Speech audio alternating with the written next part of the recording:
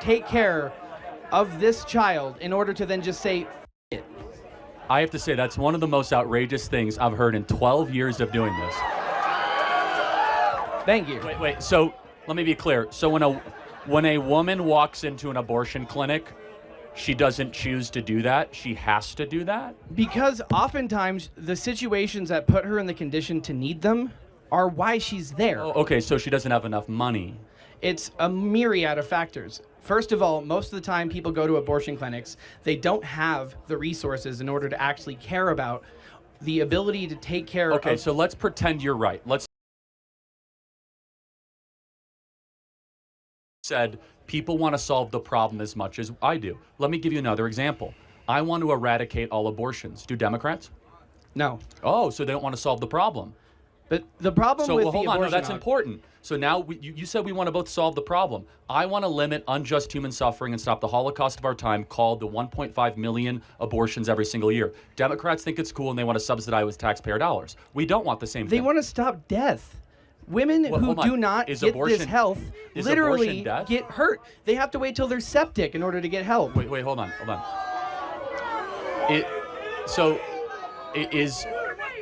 Is abortion death? Abortion is for the person who's trying to survive. Wait, hold on. The human being who's carrying that child most times doesn't have an option. They're almost at the point to where if they don't get this, they will die. Wait, hold on a and second. they often do. No.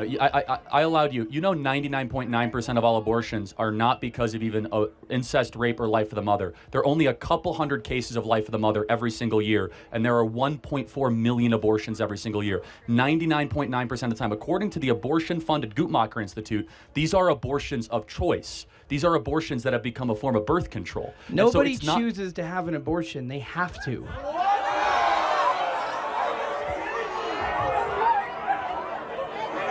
Women don't spend their entire life trying to take care of this child in order to then just say, it. I have to say, that's one of the most outrageous things I've heard in 12 years of doing this. Wow, folks.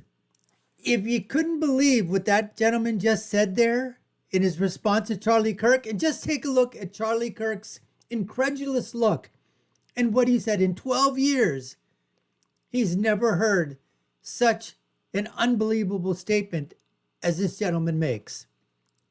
Now, we're going to continue with this reaction to this video, folks, but I'm going to take it back to the point so you can hear it once again and just... I mean, this is just absolutely unbelievable. But this is the kind of people that we have got to, that's in our society right now. This is absolutely their way of thinking. That you don't give any value to life whatsoever.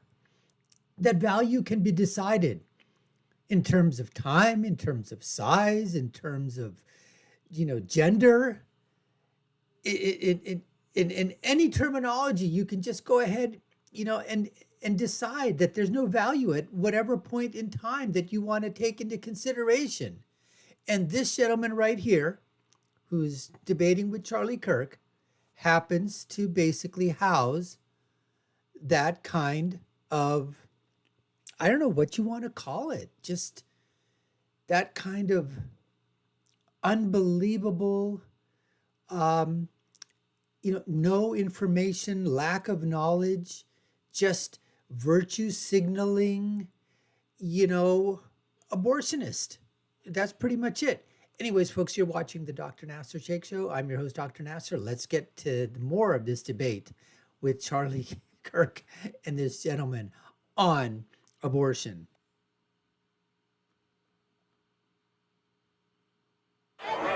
Women don't spend their entire life trying to take care of this child in order to then just say, it. I have to say, that's one of the most outrageous things I've heard in 12 years of doing this. Thank you. Wait, so let me be clear. He's proud of that. When a woman walks into an abortion clinic, she doesn't choose to do that. She has to do that? Because oftentimes the situations that put her in the condition to need them are why she's there. Oh, okay, so she doesn't have enough money. It's a myriad of factors. First of all, most of the time people go to abortion clinics, they don't have the resources in order to actually care about the ability to take care of... Okay, so let's pretend you're right. Which you're not, because we have food stamps, we have Section 8 housing, we have charitable help. Which they help. don't give out easily. Well, no, actually, we do very easily. But let's pretend you're right. I grew up in government housing. I literally know for a fact that more people did not get... Let's pretend you're right. Let's pretend they have no money. Is it right to murder if you don't have money?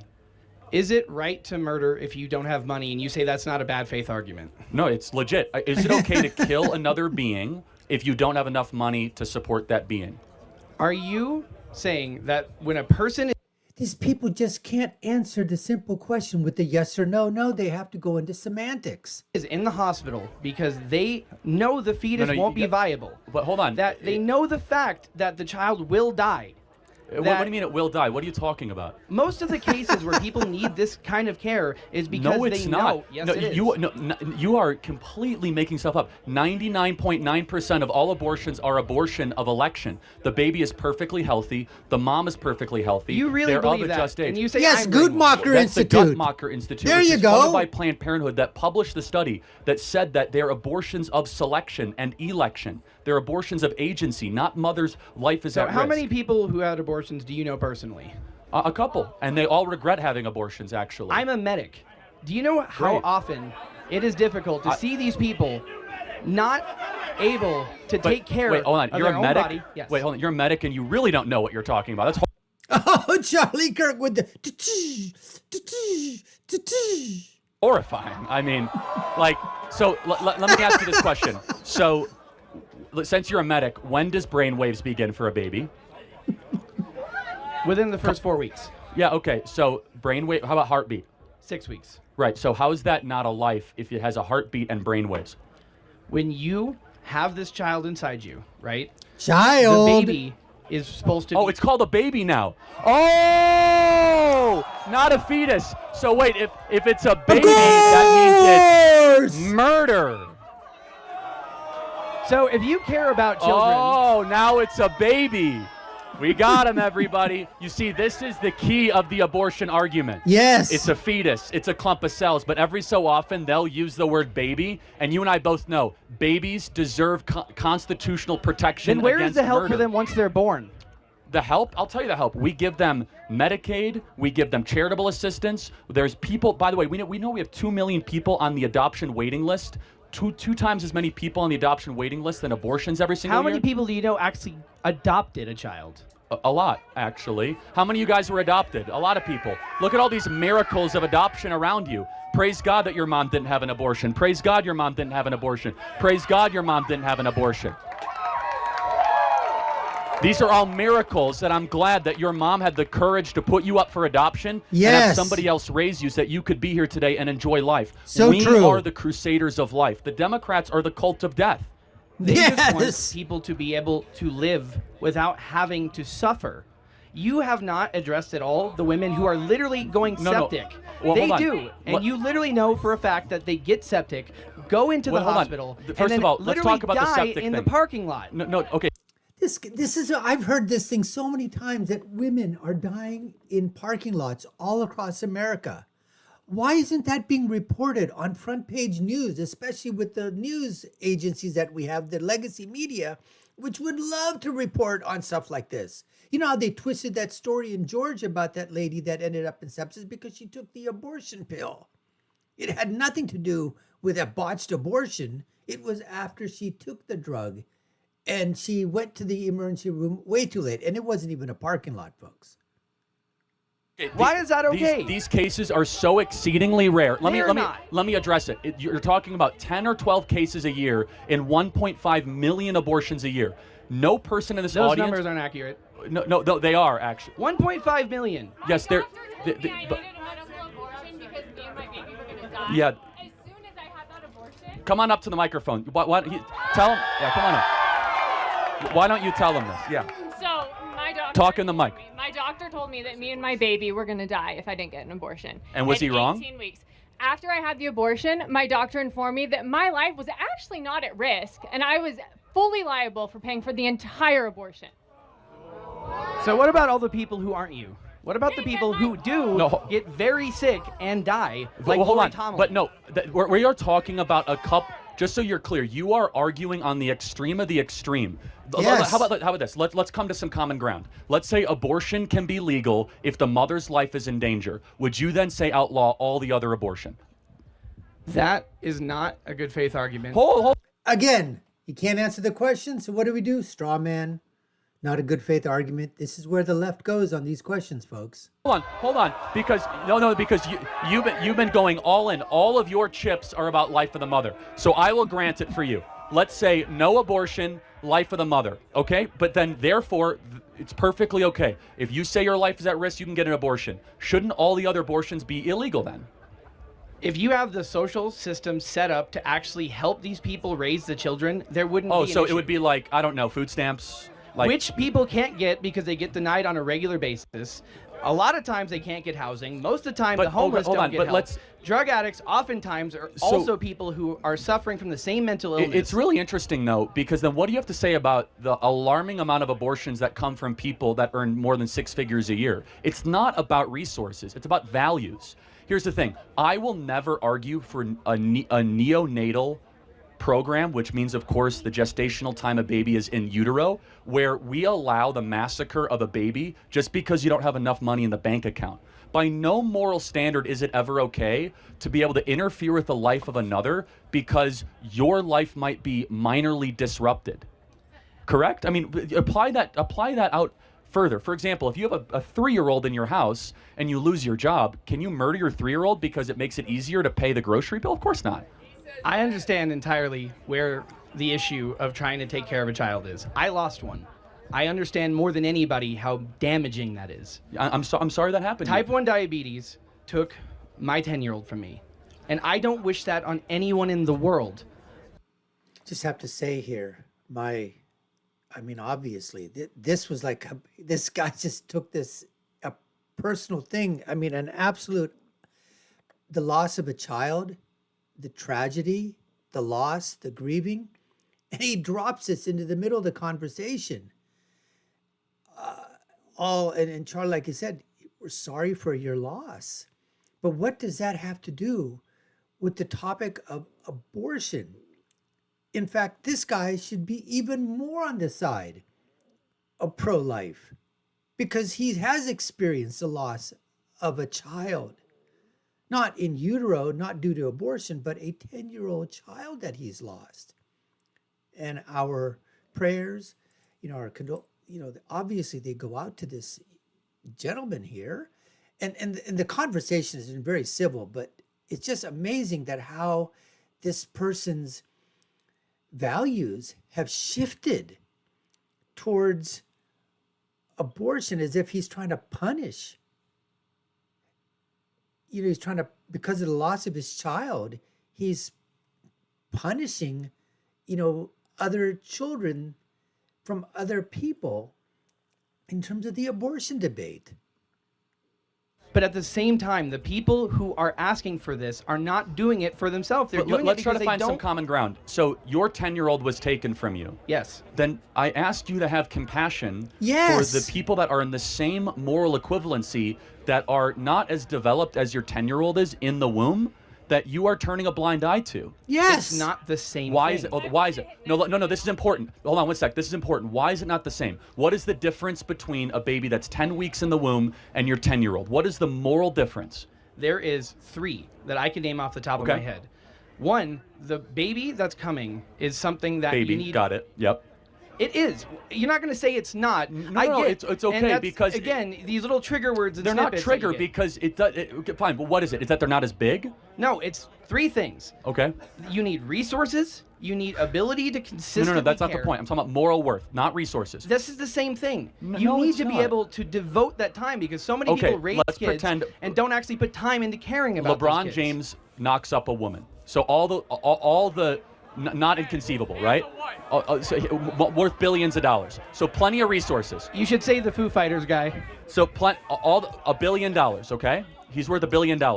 The baby's in utero. How is that baby any morally different than your 10-year-old who passed away tragically? I'm sorry about that. And for everybody here, get your kid checked for type 1 diabetes.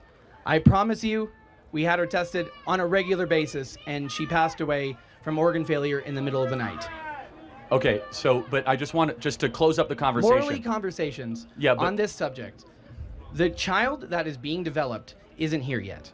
And because of the fact... What do you mean not here yet? I'm trying to get to that. I can see it on an ultrasound. I totally get you're saying that. So the point of what I'm trying to say is that there is a lot that goes into raising children.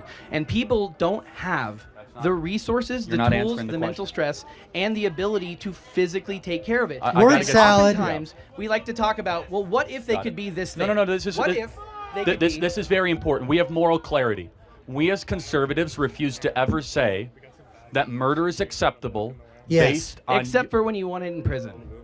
Well, I'm sorry, what? Here goes the prison. Murder when it's in prison.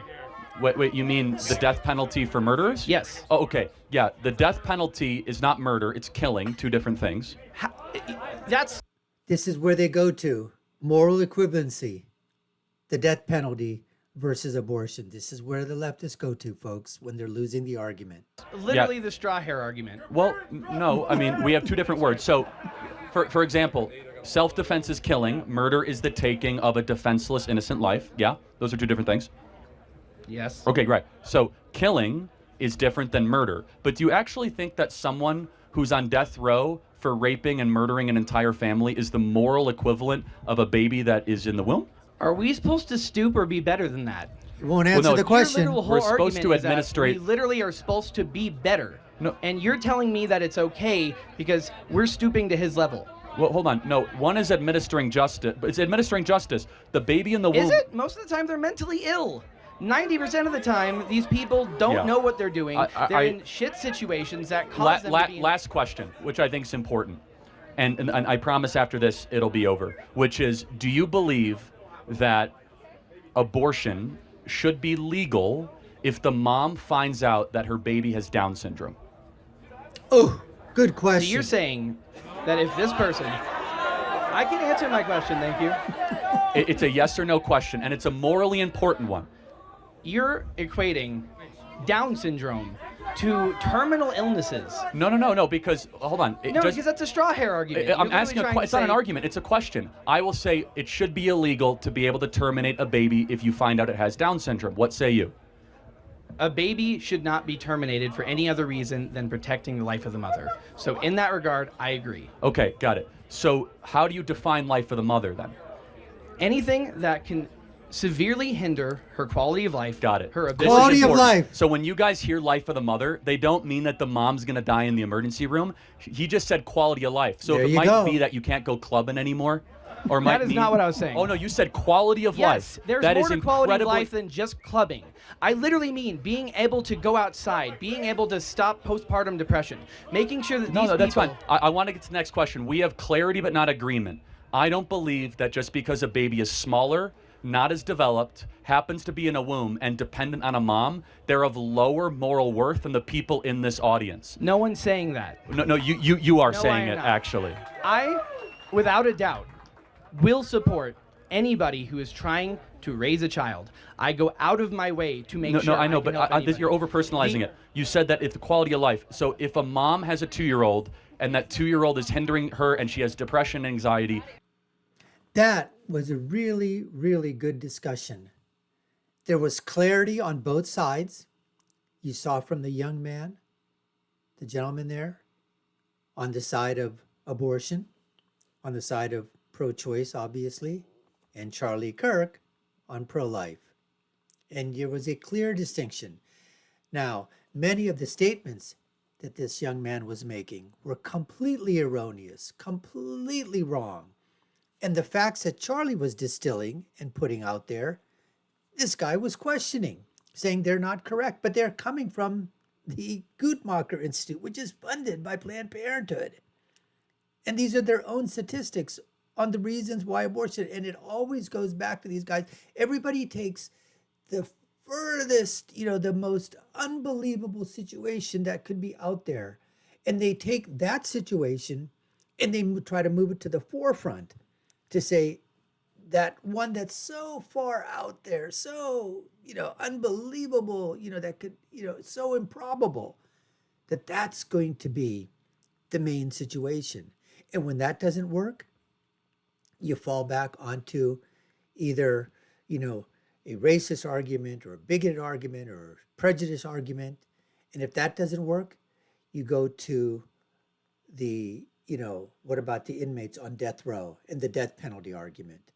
And then it just goes, you know, on downhill from there.